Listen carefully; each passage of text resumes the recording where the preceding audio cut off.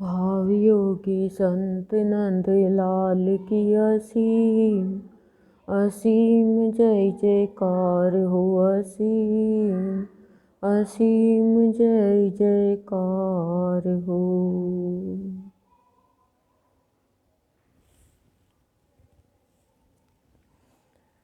पिछली बार हमने पढ़ा तृष्णा की निंदा, कि तृष्णा मनुष्य को कहाँ तक नीचे गिरा देती है और तृष्णा के कारण मनुष्य अयोग्य हो जाता है और उसकी अवस्था चिंतनीय हो जाती है। आज का टॉपिक है शरीर निंदा। ये जो शरीर है इसकी निंदा करी है श्री रामचंद्र जी ने। तो कह रहे हैं आज श्री रामचंद्र जी कहते हैं, महामुने गिल्ली आंतों यानी मल मूत्र आदि की थैलियों में और नाड़ियों में भरा हुआ नाना प्रकार के विकारों से युक्त तथा अंत में पतनशील यानी मरण धर्मा जो शरीर संसार में सबके सामने प्रकाशित हो रहा है, वह भी केवल दुख भोगने के लिए ही है। रामचंद्र जी कह रहे हैं, महामुने ये गिल्ली आंत किसको कहा? मल मूत्र आदि की थैलियों को कहा है। और ये नाड़ियाँ जो है हमारे शरीर में, ये नाड़ियों से भरा हुआ शरीर, ये नाना प्रकार के विकारों से युक्त यानी जुड़ा हुआ है तथा अंत में ये मरण धर्मा है यानी पतनशील है। ये जो ये शरीर है ये संसार में सबके सामने प्रकाशित हो रहा है यानी दिखाई दे रहा है, वह भी दुख भोगने के लिए ही है। यह थोड़े से खान पान आदि के द्वारा ही आनंदित हो उठता है और थोड़े से ही शीत घाम आदि से क्षीण हो जाता है। अतः इस शरीर के समान गुणहीन, शोचनीय और अधम दूसरा कोई नहीं है। क्या कह रहे हैं कि यह थोड़े से खाने पीने से और थोड़े से खान पान के द्वारा और थोड़ी सी सर्दी, थोड़ी सी गर्मी आदि से दुखी हो जाता है और शरीर के समान गुणहीन। अतः इस शरीर के समान गुणहीन, ये शरीर को गुणहीन बताया, शोचनीय चिंतनीय बताया और अधम यानी अधर्म का दूसरा कोई भी नहीं, अधम यानी पाप। यह शरीर वृक्ष के तुल्य है। कह रहे हैं इस शरीर को मतलब क्या क्या बताया श्री रामचंद्र जी ने कि गिल्ली आंतुक थैलियों से, नाड़ियों से भरा हुआ, नाना प्रकार के विकारों से युक्त है, अंत में मरण धर्मा है और ये शरीर जो संसार में प्रकाशित हो रहा है वह केवल दुख भोगने के लिए है। ये थोड़े से खान पान से, थोड़ी सी गर्मी, थोड़ी सर्दी और ये गुणहीन है, ये चिंतनीय है, ये अधम है, ये इसके बराबर कोई भी नहीं है। अब कह रहे हैं शरीर वृक्ष के तुल्य है। अधम तो गुरुदेव ने बताया ना कि धम से गिर जाता है। ये किस पे? सोने पे, चांदी पे, इस पे 5 तत्वों से बना है ये शरीर। पवित्र भी है, ऐसा नहीं है। वृक्ष बताया है इस शरीर को। अब देखना क्या बताया है, दोनों भुजाएं इसकी 2 शाखाएं हैं। शरीर को वृक्ष का रूप बताया है कि ये दोनों भुजाएं हैं, ये इसकी शाखाएं। भुजाएं तो जानते हो ना। परिपुष्ट कंधा तना है, एकदम पूर्ण रूप से परिपुष्ट है, मतलब पूर्ण रूप से पूर्ण है, अच्छे से। कंधा ये तना है, शाखा और तना। भुजा शाखा है और तना क्या है? कंधा। 2 नेत्र इसके बिल या खोडर है। खोडर क्या है? खोखली, जो कोटर जिसको जो बोलते हैं पेड़ में खोखली जगह।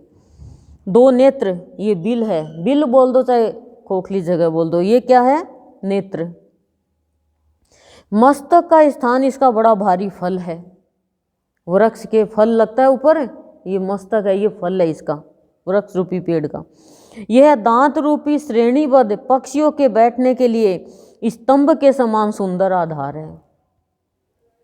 दांत को क्या बताया? श्रेणीबद्ध मतलब ये सारी क्रमबद्ध है, बंधी हुई पक्षियों के बैठने के लिए। स्तंभ तो जानते हो आप, खंबा। स्तंभ के समान सुंदर आधार है। स्तंभ मतलब आधार, खंबे का आधार के जैसे एक कतार में है ये शरण। ये क्या है? पक्षियों के बैठने का। पक्षी बैठते ना, खाना खाना होगा, पक्षी खाना खाते हैं तो यहीं पे तो रखते ना। दोनों कान शब्द रूपी कठफोरुआ पक्षियों के प्रवेश करने के लिए खोखले हैं। ये कान को क्या बताया है? कठफोरुआ, जानते हो ना, एक चिड़िया होती है जिसकी चोंच बहुत ही बड़ी होती है, लंबी चोंच होती है उसकी, उसको कठफोरुआ कहते हैं। वो पक्षियों के प्रवेश करने के खोखले हैं। खोखलों का मतलब ये वो है, खोखली जगह है, मतलब कान अंदर चली जाए इसमें, समझ गए। हाथ और पैरों की अंगुलियां इसके सुंदर पल्लव है। ये हाथ और पैर की 10-20 अंगुलियां क्या है, नए नए पत्ते आते हैं ना पेड़ पे, वो है। गुल्म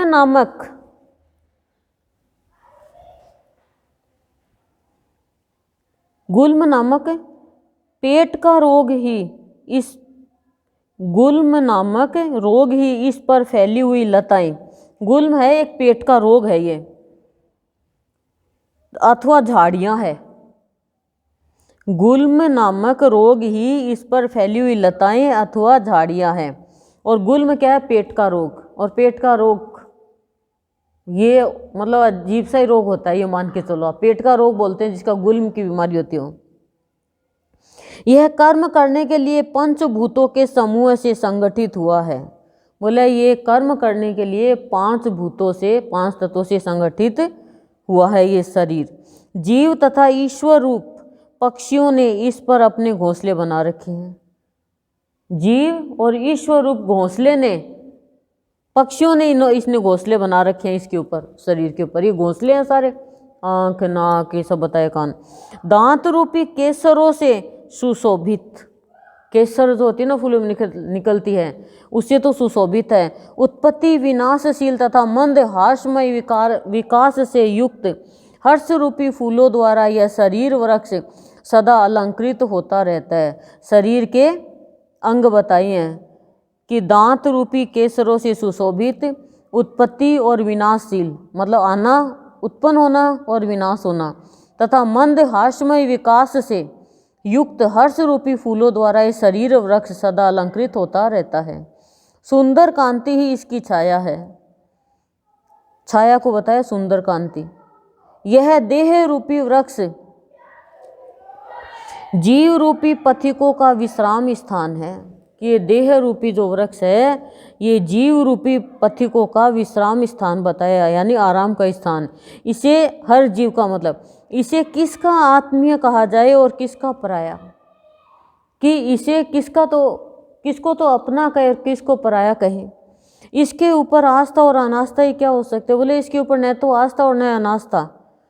तात भव सागर तथा नदी आदि को पार करने के लिए बारंबार अपनाई गई देह लता एवं नौका में कौन आत्मीयता की भावना कर सकता है कि हे पिता, भव सागर और नदी आदि को पार करने के लिए बारंबार अपनाई गई ये देह लता, शरीर को लता बताया, एवं नौका में, और इस नौका में कौन आत्मीयता की भावना कर सकता है?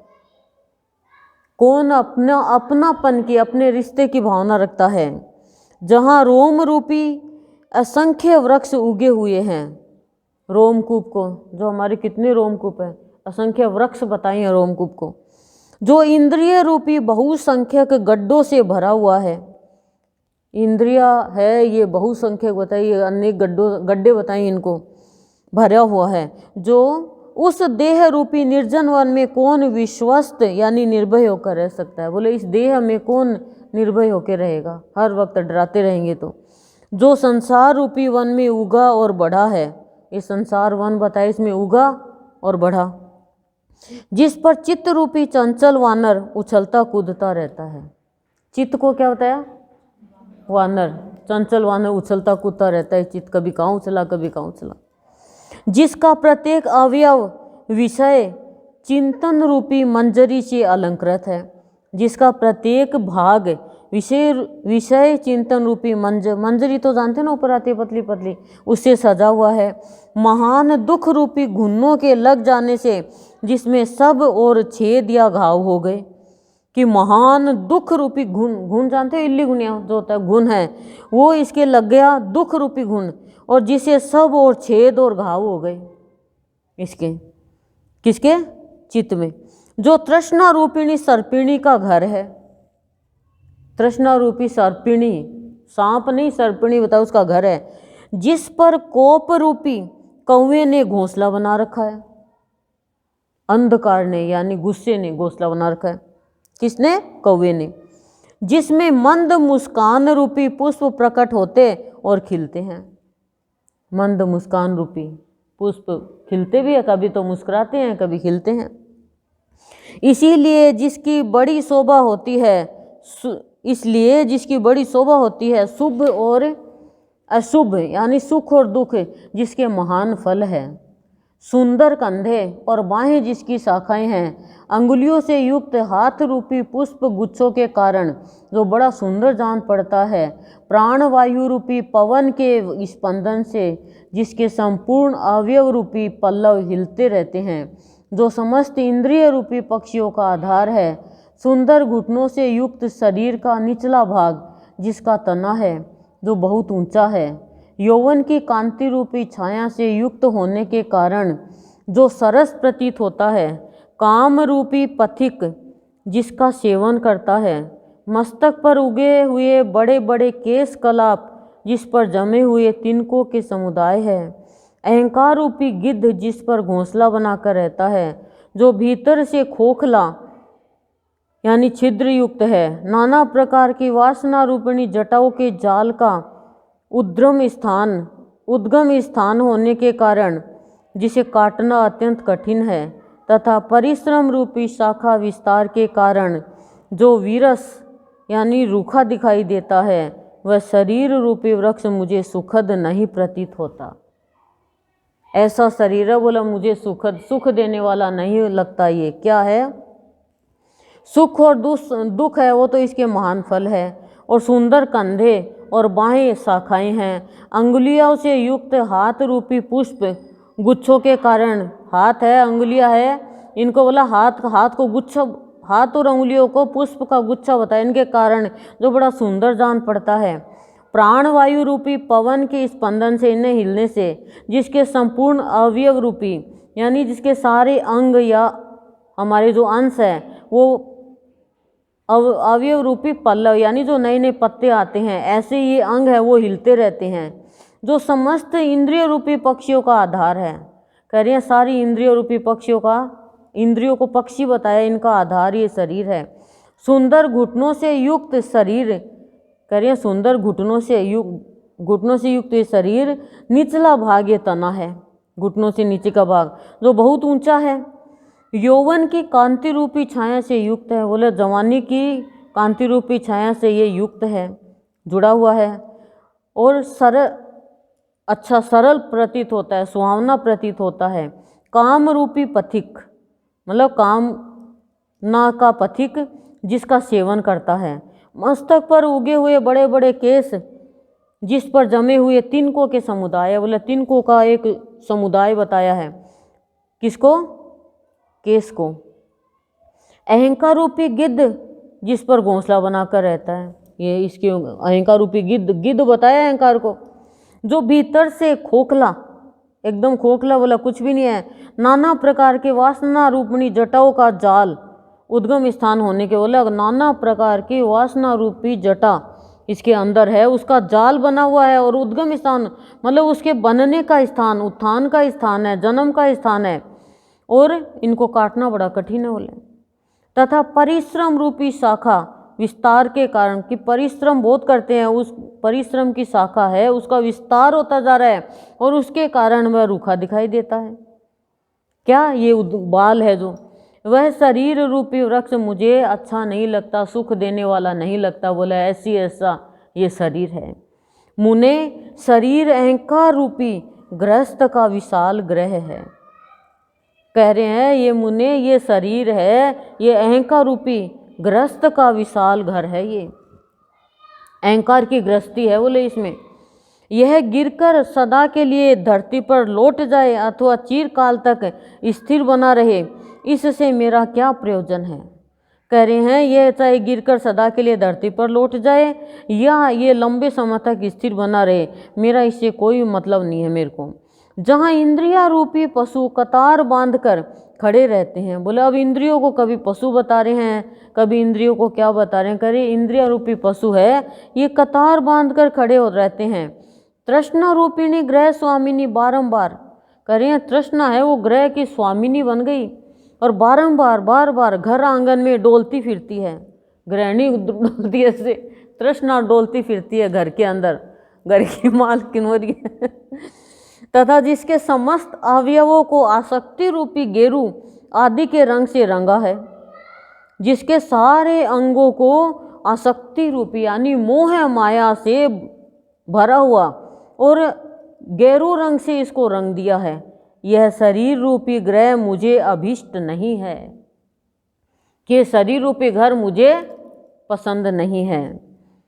पीठ की हड्डी, अब हड्डी क्या बता रहे हैं, यानी रीढ़ की हड्डी, ये पीठ की हड्डी रूपी सह तीरों के परस्पर मिलने से जिसके भीतर खाली स्थान बहुत थोड़ा रह गया है तथा जो आंत की रस्सियों से बांधकर खड़ा किया गया है, वह देह रूपी घर मुझे प्रिय नहीं है।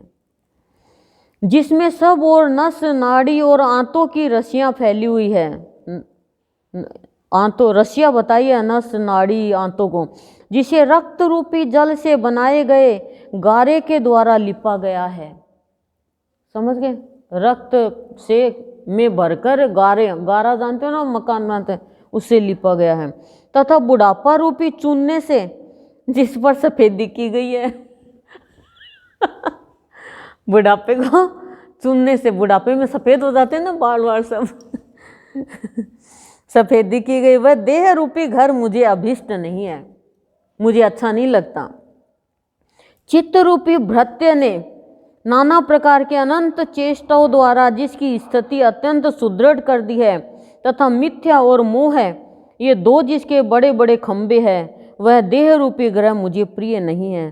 कि चित्त रूपी भृत्य, बोले चित्त है, ये चित्त रूपी भृत्य यानी ये सेवक, ये दास है, ये नाना प्रकार की अनंत चेष्टाओं द्वारा, अनेक बोला चेष्टाओं कोशिशों द्वारा जिसकी स्थिति अत्यंत सुदृढ़ कर दी गई है, बहुत सॉलिड हो गई, तथा मिथ्या और मोह यानी असत्य और अज्ञान, ये दो जिसके बड़े खंबे हैं। क्या खंबे हैं? असत्य का खंबा एक तो और एक अज्ञान का, यानी एक तो मोह का है और एक मिथ्या झूठा है, ये दो खंबे हैं किसके? चित्त रूपी भृत्य के। वह देह रूपी घर मुझे पसंद नहीं है। दुख रूपी छोटे छोटे बच्चों ने जहाँ रो रो कर कोलाहल मचा रखा है, दुख को बच्चे बताया है, दुख रूपी छोटे छोटे बच्चे छोटे छोटे दुख से दुखी हो जाते हैं, रोने लग जाते हैं, बोले ये इन्होंने रो रो कर कोलाहल मचा रखा है। गाढ़ निद्रा रूपी सुख सैया के कारण जो मनोरम प्रतीत होता है, बोला बहुत गहरी निद्रा जो सुख सैया है उसके कारण जो बहुत अच्छा लगता है, रमणीय लगता है वो, तथा जिसमें दुष्चेष्टा रूपिणी दग्ध दासी निवास करती है, कि जिसमें दुष्चेष्टा रूपिणी मतलब है क्या? दुष्चेष्टा रूपिणी मतलब दाह और घाव से पीड़ित ये दासी इसमें निवास करती है। वह देह रूपी घर मुझे प्रिय नहीं है। मुनीश्वर जो मल आदि दोषों से युक्त विषय समूह रूपी बर्तनों तथा अन्य उपकरणों से ठसाठस भरा हुआ है, तथा जिसमें अज्ञान रूपी नौनछा लगा हुआ है। क्या कह रहे हैं? जो मल आदि दोषों से युक्त है और विषय समूह रूपी बर्तन, खूब सारे विषय मतलब विषय वासना के समूह है, उनका बर्तन बताया विषयों का, तथा अन्य उपकरणों से ठसाठस भरा हुआ है, मतलब अनेक उपकरणों से ये ठसाठस भरा हुआ है, मतलब जगह खाली नहीं है, तथा जिसमें अज्ञान रूपी नौनचा लगा हुआ है, यानी जो जिसमें लोना मिट्टी जिसको बोलते हैं, जिसमें नमक अधिक होती है, वो लगा हुआ है। वह देह रूपी गेह है, यानी वह देह रूपी घर मुझे अभीष्ट नहीं है, मुझे प्रिय नहीं है। गुल्फ रूपी आधार काष्ठ पर स्थित जो पिंडलियां है वे मानो खंबे हैं। गुल्फ का मतलब होता है एड़ी के ऊपर की गांठ, मतलब पूरे शरीर का बताया है। एडी के ऊपर की जो गांठ है उसका आधार काठ के ऊपर जैसा होता है वैसा है, और जो जिसमें स्थित जो पिंडलियां है वे मानो खंबा है। पिंडलियां जानते हो, वो तो आप लोगों को शरीर के अंग का तो पता ही है। खंबा बताया है। घुटना उनका मस्तक है? घुटना मस्तक है, पिंडलिया खंबा है। वह भी जिसके उरु स्तंभ होता है कि एक वात का रोग जिसमें पैर ऐंठ जाते हैं, आधार है। तथा दोनों बड़ी बड़ी भुजाएं दो आड़ी लकड़ियों के समान जिसे दृढ़ता पूर्वक धारण करती है। दो बड़ी बड़ी भुजाएं आड़ी लकड़ी के समान दृढ़ता पूर्वक धारण करती है। वह देह रूपी घर मुझे पसंद नहीं है, नहीं, वह देह रूपी घर मुझे इष्ट नहीं है, प्रिय नहीं है। ब्राह्मण जहाँ ज्ञानेन्द्रिय रूपी झरोखों के भीतर प्रज्ञा रूपिणी ग्रह स्वामिनी क्रीड़ा कर रही है तथा चिंता रूपिणी पुत्रियां खेल रही है वह देह गेह मुझे प्रिय नहीं है। कितना शरीर को क्या उपमा दी है कि जहाँ ज्ञानेन्द्रिय जिसे हमारे ज्ञान होता हो, ज्ञानेन्द्रिय रूपी झरोखे में से देखती थी ना पहले की रानियाँ, देखो पुराने मकान होते हैं ना उसमें ऐसे बने हुए होते हैं। आप लोगों के सामने आए हैं क्या वो मकान? पुराने मकान तो अभी भी आपके तो मोहल्ले में है। उसमें ऐसे छत के ऊपर बने होते हैं, चौकोर छत के ऊपर देखे हुए। ऐसे हम लोग जा जा के देखते हैं, हमारे पड़ोस में थे वेलिया, ऐसे अच्छा लगता है। हमारा घर ऐसा क्यों नहीं, ऐसे खूब अच्छा लगता है। ऐसे पहले रानियाँ ऊपर जाती, बाहर जाना तो बंद था, नहाने भी जाती तो गुफा में सी जाती, महल में सी गुफा होती थी ऐसे, तो उसमें झरोखों में से देखते कोई भी झांकी वगैरह कुछ आता है तो पहले के। तो क्या बताया कि इंद्रिय ज्ञानेंद्रियों को झरोखे बताए, इनके भीतर प्रज्ञा रूपिणी यानी ज्ञान रूपी या बुद्धि रूपी ग्रह स्वामिनी खेल रही है, ग्रह की मालकिन, तथा चिंता रूपिणी पुत्रियां खेल रही है, और चिंता है वो पुत्रियां हैं वो खेल रही है अंदर। वह देह गेह है, वह देह रूपी ग्रह मुझे प्रिय नहीं है। जो सिर के केस रूपी छाजन से छाया हुआ है, बोले सिर के केस है वो छज्जे के जैसे छाए हुए हैं। पहले के लोग, अभी तो डिजाइन ही बोल रही, पहले तो ऐसे ऐसे पफ बनाते थे ना, छज्जा ही बना देते हैं।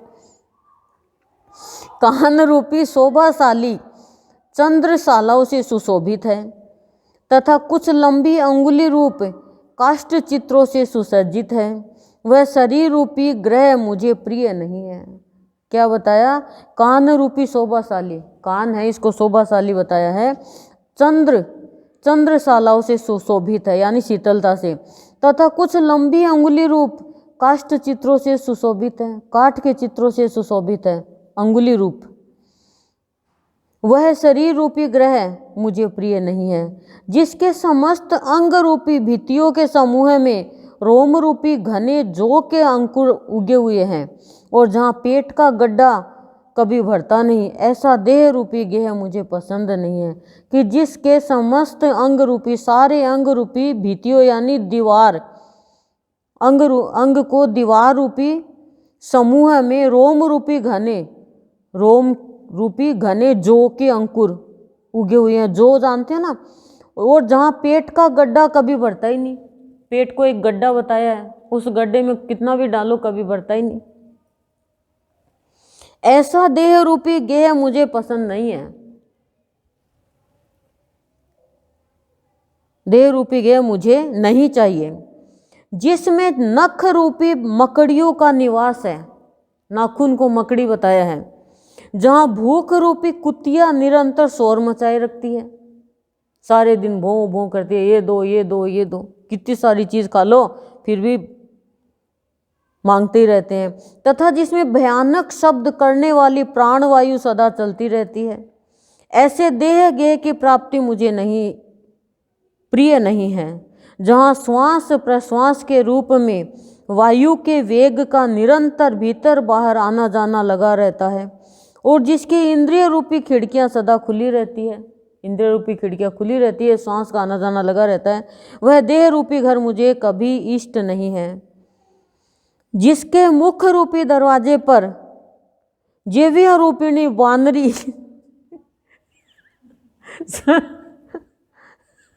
सदा डटी रहती है। क्या बताए, राम जी ने भी क्या शरीर की उपमा दी है। वह देह रूपी घर मुझे कभी इष्ट नहीं है। जिसके मुख रूपी दरवाजे पर ये जीविया है, ये वानरी बंदरिया सदा डटी रहती है। अतः जो भयंकर दिखाई देता है तथा जिसके दांत रूपी हड्डियों के टुकड़े स्पष्टतः दृष्टिगोचर होते हैं, वह शरीर रूपी घर मुझे नहीं चाहिए। बंदरिया वासना होती है, बंदरिया में जीव की वासना मनुष्य को कहीं की भी नहीं छोड़ती। यह देह गेह त्वचा रूपी चूने के लेप यानी प्लस्तर से चिकना किया हुआ है। बोले ये देह रूपी घर है, ये त्वचा ना, ये चूने का लेप बताया। बोला जरा सा लगते ही उतर जाएगा चूने का लेप है। चूना उतर के गिरता नहीं क्या, तो ये चमड़ी बुढ़ापे में कैसे हो जाती है देखो। नाड़ी रूप यंत्रों के संचार से यह चंचल बना रहता है। बोला नाड़ी है जो नस है, उसके यंत्रों का जो संचार चलता है उससे चंचलता रहती है इसमें। और मन रूपी सुंदर चूहे ने, मन को देखो नई उपमा, चूहा सुनाई नहीं अभी तक। मन रूपी चूहे ने इसमें सब और बिल खोद रखे हैं। मन रूपी चूहे ने क्या बिल खोद रखे, खोखला बना रखा है, इसलिए यह मुझे प्रिय नहीं है। जो मंद मुस्कान रूपी दीपक की प्रभा से क्षण भर के लिए उद्भासित हो उठता है, कि जो थोड़ी सी मुस्कान रूपी दीपक की प्रभा के जैसे चमक उठता है, एक एक क्षण में आनंदोल्लास से सुंदर दिखाई देता है और फिर क्षण मात्र ही अज्ञान अंधकार से व्याप्त हो जाता है। कभी तो बोले चमक उठता है, कभी खुश हो जाता है, कभी अज्ञान के अंधेरे में चला जाता है। वह शरीर रूपी घर मुझे प्रिय नहीं है, जो समस्त रोगों का घर है, झुर्रियों तथा पके बालों का नगर है। झुर्रियों और पके बालों का एक नगर बता दिया आप, झुर्रियों का नगर और पके हुए बालों का। और समस्त मानसिक चिंताओं का दुर्गम वन है। मानसिक मन की चिंताओं का एक बहुत मुश्किल वन है, जिसमें जाना बहुत कठिन है। वह देह गेह मुझे प्रिय नहीं है। यह शरीर एक भयानक वन है। इंद्रियां ही इस जंगल के भालू है। अब इंद्रियों को भालू बता दिया, वन बता दिया इसको, और इंद्रिय भालू है जो अपने रोष के कारण इसे दुर्गम बनाए हुए है। बोले अपने रोष के कारण इसको बहुत कठिन, कोई कार्य करने में बहुत कठिनता होती है, ऐसा कठिन बना रखा है इसको। यह भीतर से सूना है, मतलब एकदम सुनसान, तथा अनेकानेक निस्सार खोडरों से युक्त है। अनेकाएक निस्सार, कोई सारणी से खोखलों से युक्त है, खोखला पूरा। इसकी दिशा रूपी कुंजे घोर अज्ञान अंधकार से व्याप्त होने के कारण गहन जान पड़ती है। बोले इसकी दिशा रूपी गलियां है, वो अज्ञान रूपी अंधकार में व्याप्त है और गहन जान और बहुत ही गहराई में जान पड़ती है ये। अतः यह मुझे कदापि प्रिय नहीं है। यह धन संपत्ति राज्य शरीर नाना प्रकार की चेष्टाओं और मनोरथों से क्या लेना देना। बोले ये धन संपत्ति राज्य शरीर नाना प्रकार की चेष्टाओं यानी कोशिशों से और मनोरथों से यानी इच्छाओं से मुझे क्या लेना देना है, क्योंकि काल कुछ ही दिनों में इन सबको अपना ग्रास बना लेता है। कि काल यानी मृत्यु, समय कुछ ही समय में अपना खाना बना लेगा। मुने यह शरीर केवल रक्त और मांस का ही बना हुआ है, इसका एक ही धर्म है विनाश। मतलब रक्त मांस का बना, इसका एक ही धर्म है कि ये इसका विनाश होना एक दिन। फिर इसके बाहरी और भीतरी स्वरूप विचार करके बताइए इसमें कौन सी रमणीयता है। अब मुझे बताइए बोले कि बाहरी और भीतरी स्वरूप पर विचार करके कि इसमें कौन सी रमणीयता है, यानी कौन सी इसमें सुंदरता है। तात, जो शरीर मरने के समय जीव का अनुसरण नहीं करते उसका साथ छोड़ देते हैं, वे कितने बड़े कृतज्ञ हैं। फिर आप ही कहिए उन पर बुद्धिमान पुरुषों की क्या आस्था हो सकती है। यह शरीर उस कोमल पल्लवों के समान है जो तनिक सी वायु का संचार होते ही जोर जोर से हिलने लगता है। ये आदि व्याधि रूपी सैकड़ों कंटकों से क्षत विक्षत होने के कारण जर्जर हो जाता है। कह रहे हैं तात, हे पिता, जो शरीर मरने के समय जीव का अनुसरण नहीं करते, सब जीव का मतलब जी तो सभी रहे ना, जो जीवन मिला है उसका अनुसरण नहीं करते, उसका साथ छोड़ देते हैं, वे कितने बड़े कृतज्ञ हैं। बोले कृतज्ञ है बोले वो। फिर आप कहिए उन पर बुद्धिमान पुरुषों की क्या आस्था हो सकती है। तो फिर आप कहिए कि बुद्धिमान पुरुषों की आस्था हो सकती है क्या। अनुसरण नहीं करते, हम कितना इस शरीर का ध्यान रखते हैं, लेकिन एक अंग भी हमारा साथ नहीं देता, शरीर का साथ एक अंग भी नहीं देता, अनुसरण ही नहीं करता है। तो करे बुद्धिमान पुरुष है, वो कैसे इस पर आस्था रखेंगे, विश्वास रखेंगे। यह शरीर उस कोमल पल्लव के समान है, कि शरीर है उस कोमल नए पत्ते के समान है जो तनिक सी वायु का संचार होते ही जोर जोर से हिलने लगता है, जरा सी हवा लगती हिलने लगता है। यह आदि व्याधि रूपी सैकड़ों, आदि व्याधि यानी शारीरिक और मानसिक दोनों पीड़ाओं से अनेक मतलब सैकड़ों कांटों जैसे क्षत विक्षत यानी लहूलुहान हो जाता है, टुकड़े टुकड़े होकर जर्जर हो जाता है। ये इसका स्वभाव क्षुद्र है, नीचा है, तथा यह कड़वा और नीरस है। कि इसका स्वभाव क्षुद्र है और ये कड़वा है, नीरस है, मतलब खारा है, कड़वापन और नीरस, इसमें कोई रस नहीं है, अतः मुझे प्रिय नहीं है। ये चीर काल तक यत्न पूर्वक खा पी लेने के बाद भी नूतन पल्लवों के समान कोमल कृष्णता को प्राप्त हो, यह बारंबार विनाश की ओर ही दौड़ता है। क्या कह रहे हैं कि लंबे समय तक यत्न पूर्वक खा पी लेने के बाद में खूब खिलाया खूब पिलाया बचपन में जवानी में, उसके बाद भी बार बार ये विनाश की ओर ही जाता है और नूतन पल्लवों के समान नए पत्तों के समान कोमल और कमजोरी को ही प्राप्त हो जाता है और बार बार विनाश की ओर जाता है, इतना खिलाने पिलाने पर भी।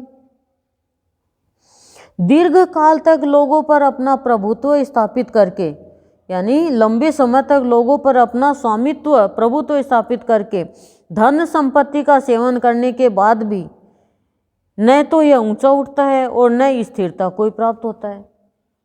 ये सब कुछ मिलने के बाद भी न तो स्थिर होता है न ऊंचा उठता है। बोले इतना खिला दिया फिर भी कमजोर हो जाता है, इतनी ताकत की चीज दे दी, इतना अच्छा खिला दिया फिर भी इसमें ये बुढ़ापा आ जाता है इसमें। तो कह रही है क्या है, फिर इस शरीर का किस लिए पालन किया जाए, जब जो करते हैं वैसा बन ही नहीं रहा तो फिर किस लिए मैं इसका पालन करूं। रामचंद्र जी कह रहे हैं कोई भोग वैभव से संपन्न हो या दरिद्र, दोनों का शरीर सम्मानित होता है। शरीर तो समान है, कोई भी किसी में कोई कमी नहीं है, कपड़ों में खाने पीने में हो सकती है, लेकिन शरीर तो अमीर हो चाहे गरीब हो समान है सबका। बुढ़ापे के समय बूढ़ा होता है और मृत्यु काल में मर जाता है, अमीर हो चाहे गरीब हो। बुढ़ापे के समय बूढ़ा होगा, यानी अमीर तो जवान रहेगा और गरीब बूढ़ा हो जाएगा। बुढ़ापे के समय बूढ़ा होगा और मृत्यु काल में दोनों ही मरेंगे। उसे अपने में किसी विशेषता का अनुभव नहीं होता। जो लोग इस नाशवान शरीर में आस्था रखते हैं उन्हें नित्य स्थिर रहने वाला मानते हैं, तथा जो संसार की स्थिरता पर ही विश्वास करते हैं वे मोह रूपी मदिरा का पान करके उन्मत्त हो गए हैं, उन्हें बारंबार धिक्कार है। क्या कह रहे हैं, ध्यान से सुनना, कि जो लोग इस नाशवान शरीर में आस्था रखते हैं, शरीर तो गुरुदेव ने हमेशा कहा वाणी अमर है, शरीर की पूजा मत करो वाणी की पूजा करो। शरीर नाशवान है और इसमें ही आस्था रखते हैं, इन्हें नित्य स्थिर रहने वाला मानते हैं, कि ये मानते हैं कि नित्य रहेगा, सदा रहेगा और स्थिर रहेगा, तथा जो संसार की स्थिरता पर विश्वास करते हैं, संसार की संसार स्थिर है, इस पर विश्वास करते हैं, कह रहे हैं वो मोह रूपी मदिरा का, मोह रूपी मदिरा यानी मोह मदिरा बताया उसको, मदिरा तो जानते हो ना, मदिरा पान करते हैं असुर लोग, पान करके पागल हो गए हैं बोले वो, उन्हें मैं बारंबार धिक्कार करता हूँ बोला, एक बार नहीं बारंबार बार बार मैं धिक्कारता हूँ ऐसे लोगों को।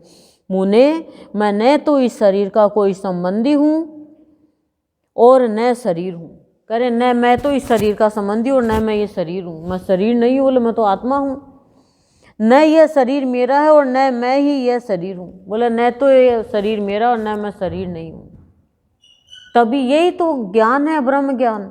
वो शरीर को अपना नहीं मानते हैं। बाबा ने तो कहा ही है इसको तो 2 रोटी डाल दो, ये तो कुतिया है, हम थोड़ी कह सकते हैं, पर हम सत्संग में आके कहते हैं ये तो भगवान का घर है। ऐसा विचार करके जिनका चित्त परमात्मा में विश्राम ले रहा है वे ही लोग पुरुषों में उत्तम हैं। बोले ऐसा विचार करके जिसका चित्त परमात्मा में विश्वास ले रहा है वे लोग पुरुषों में उत्तम है। जो मान और अपमान से वृद्धि को प्राप्त हुई है और प्रचुर लाभ से मनोरम प्रतीत होती है, वे दोषपूर्ण दृष्टियां केवल शरीर में नित्यत्व का विश्वास रखने वाले मनुष्य को नष्ट कर देती है। क्या कह रहे हैं? जो मान और अपमान से वृद्धि को प्राप्त हुई है, मान अपमान से वृद्धि को प्राप्त हुई है। मान अपमान तो हमारे लगा ही रहता है और प्रचुर लाभ से मनोरम प्रतीत होते हैं, और प्रचुर लाभ होता है तो उसको बड़ा अच्छा लगता है। वे दोषपूर्ण दृष्टियां, बोले ये दृष्टि है, खाली मनुष्य की दृष्टि है कि लाभ दिखाती है और मान अपमान दिखाती है। केवल शरीर में नित्यत्व का विश्वास रखने वाले मनुष्य को, कि शरीर में केवल नित्यत्व का विश्वास रखने वाले मनुष्य को नष्ट कर देती है। ये दृष्टियां हैं जो खाली किसमें, मान और अपमान में, और प्रचुर लाभ को ही मनोरम मानती है। ये दृष्टियां शरीर में नित्यत्व का विश्वास रखने वाले, शरीर में नित्यत्व कौन है? आत्मा, जो नित्य है, कभी भी मरता नहीं है, उस मनुष्य को नष्ट कर देती है। जो शरीर रूपी गड्ढे में सोती है, निद्रा, दृष्टियां बता रही है, दृष्टि शरीर रूपी गड्ढे में सो जाती है और अहंकार का चमत्कार पूर्ण कार्य करती है। उस मनोहर अंग वाली भोग तृष्णामय दोष दृष्टि रूपिणी पिशाचिनी ने छल से हमारा सर्वस्व हर लिया है। दृष्टि को कितनी खतरनाक बताया है कि उस मनोहर सुंदर अंग वाली भोग तृष्णा रूपिणी दोष दृष्टि रूपिणी, कि जो भोग और तृष्णा में चली गई और दोष दृष्टि, जो दृष्टि जो दोष देखती है, भोग में चली गई, तृष्णा में चली गई, वो पिशाचिनी यानी राक्षसी छल से हमारा सब कुछ हर लेती है। शरीर में ही नित्यता का विश्वास रखने वाली इस मिथ्या ज्ञान रूपिणी दुष्ट राक्षसी ने अकेली असहाय दीनहीन प्रज्ञा यानी सुबुद्धि को पूर्ण रूप से ठग लिया। यह कितने दुख की बात है। दृष्टि ने सब कुछ ठग लिया। क्या किया इसने? छल से हमारा सर्वस्व हर लिया। शरीर में ही नित्यता का विश्वास रखने वाली, खाली शरीर में ही, शरीर को ही सब कुछ मानने वाली मिथ्या यानी झूठा ज्ञान रूपी दुष्ट राक्षसी, कि झूठा ज्ञान देने वाली है दुष्ट राक्षसी ने अकेली असहाय और दीनहीन प्रज्ञा यानी सुबुद्धि को दीनहीन बना दिया, असहाय बना दिया, और सुबुद्धि को यानी प्रज्ञा को पूर्ण रूप से ठग लिया। हमारी अच्छी बुद्धि को ठग लिया इस दृष्टि ने। यह कितने दुख की बात है कि मनुष्य की दृष्टि कितनी खराब है। दृष्टि खराब है ना तो कितना भी अच्छा हो प्राणी को गलत ही दिखेगा, अच्छी चीज भी खराब ही दिखेगी। दृष्टि बहुत अच्छी होनी चाहिए मनुष्य की। हमारी दृष्टि ही हमें गलत रास्ते पे लेके जाती है, बुराई दिखा देती है। कुछ ही दिनों में जीर्णता को प्राप्त होकर यह शरीर रूपी पल्लव झड़ने के जल की बूंदों के समान बिना किसी यत्न के अपने आप गिर पड़ता है। कोई यत्न की जरूरत नहीं, झरने की बूंद गिरती है, ऐसे कुछ समय के बाद अपने आप ही ये गिर पड़ता है। क्या? कुछ ही दिनों में जीर्णता को यानी बुढ़ापे को प्राप्त करके शरीर रूपी पल्लव, शरीर रूपी ये पत्ता है, ये झरने के जल की बूंदों के समान बिना किसी यत्न के अपने आप गिर पड़ता है। समुद्र में उत्पन्न हुए पानी के बुलबुलों की तरह इस शरीर का बहुत शीघ्र विनाश हो जाता है। समुद्र में जो बुलबुले उत्पन्न होते हैं पानी में, ऐसे ही शरीर बहुत शीघ्र विनाश को प्राप्त हो जाता है। भ्रमण, यह शरीर मिथ्याभूत अज्ञान का विकार है, ये झूठा बोला अज्ञान का विकार है और स्वप्न रूपी भ्रांतियों का भंडार है। स्वप्न रूपी, स्वप्न क्या है? दिखा, स्वप्न में बहुत कुछ दिखा, उठे तो कुछ नहीं, ये भ्रांति यानी दुख का भंडार है, भ्रम का भंडार है। इसका विनाश बहुत स्पष्ट दिखाई देता है, इसलिए इसमें मेरा क्षण भर के लिए भी विश्वास नहीं है। बोले मेरे एक क्षण के लिए भी विश्वास नहीं है। क्यों? क्योंकि इसका विनाश बहुत स्पष्ट दिखाई दे रहा है, लोगों को देख के ही स्पष्ट दिखाई दे रहा है कि विनाश की ओर जा रहा है ये तो, इसलिए इसमें मेरा क्षण भर के लिए भी विश्वास नहीं है। जिस पुरुष ने बिजली, शरद ऋतु के बादल और गंधर्व नगर के चिर स्थायी होने का निर्णय कर लिया है, वही इस शरीर की नित्यता पर विश्वास करे, मैं तो नहीं कर सकता। क्या कह रहे हैं? जिस पुरुष ने बिजली पर, शरद ऋतु के बादल, बिजली चमकती है कितनी देर के लिए, और शरद ऋतु शरद ऋतु के बादल आते हैं जाते हैं कितने दिन के, कितना टाइम के लिए, और गंधर्व नगर के चिर स्थायी होने का निर्णय करते हैं। बोले वही इस शरीर रूपी नित्यता पर विश्वास करे, बोले वही करे, मैं तो नहीं कर सकता। शीघ्रता पूर्वक नष्ट हो जाने से, शीघ्रता, गंधर्व नगर चिर स्थायी नहीं है, कहते ना जल्दी शादी कर दिया तो गंधर्व विवाह कर लो, उसमें कुछ नहीं करना पड़ता, उस माला पहना देते हैं, वो चिर स्थायी नहीं है। वही इस शरीर रूपी नित्यता पर विश्वास करे, मैं तो नहीं कर सकता। शीघ्रता पूर्वक नष्ट हो जाने में हठ पूर्वक अपना उत्कर्ष जताने के लिए जो होड़ लगाकर प्रवृत्त हुए हैं, उन सतत विनाशशील पदार्थों की अपेक्षा भी हो जो अधिक क्षण भंगुर है, उस प्रबल दोष युक्त शरीर की तिनके के समान उपेक्षा करके मैं सुखी हो गया हूँ। क्या कह रहे हैं श्री रामचंद्र जी?